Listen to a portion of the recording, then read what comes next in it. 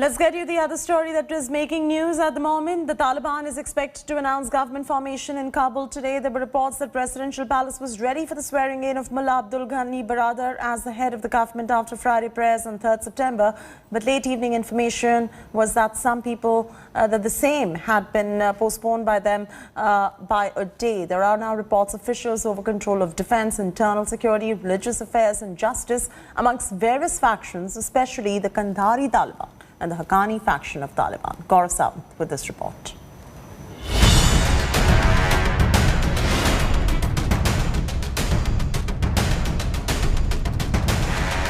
On August 15, these images went viral. Taliban at the Presidential Palace in Kabul. Taliban commanders took control not just of the Presidential Palace in Kabul, but different departments and buildings. And then began the process of government formation over several days. On the 17th of August, Mullah Baradar travelled first to Kandahar and then to Kabul 4 days later on the 21st of August. He had been at the Taliban political office in Doha since 2018 after spending 8 years in a Pakistani prison.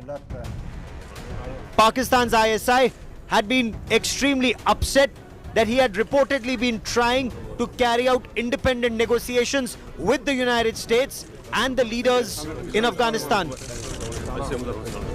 Mullah Baradar is now tipped to head the Taliban government.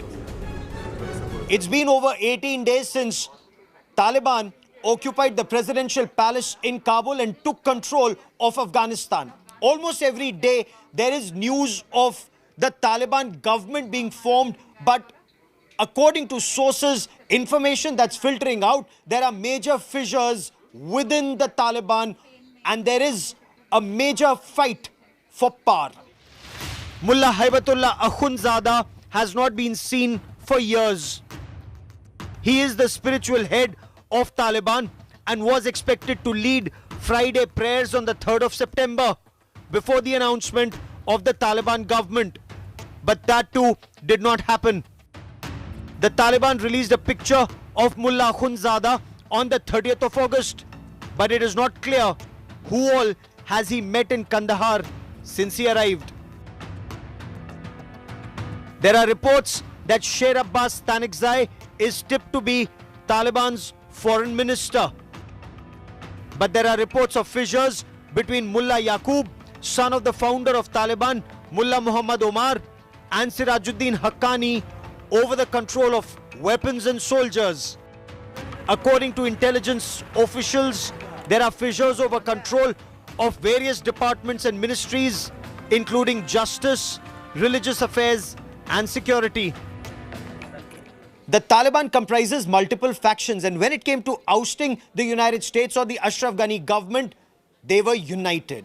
But when it comes to power, there are major factional feuds, according to sources in the intelligence agencies, between the Sirajuddin Haqqani faction, influenced by Pakistan, and of course the Kandhari Taliban, represented by Mullah Yaqub, even though he has spent considerable time in Pakistan. But the Kandhari Taliban is not as radicalized or influenced by Pakistan as the Sirajuddin Haqqani faction.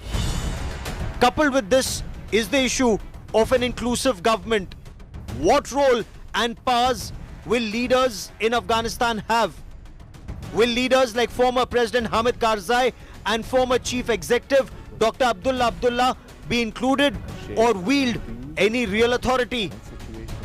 There is also chatter that the Pakistan army is rushing in top commanders and ISI officers to help the Taliban.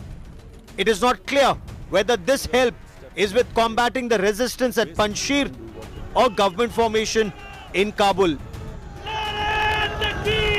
In Delhi, Gaurav Sawant for India Today.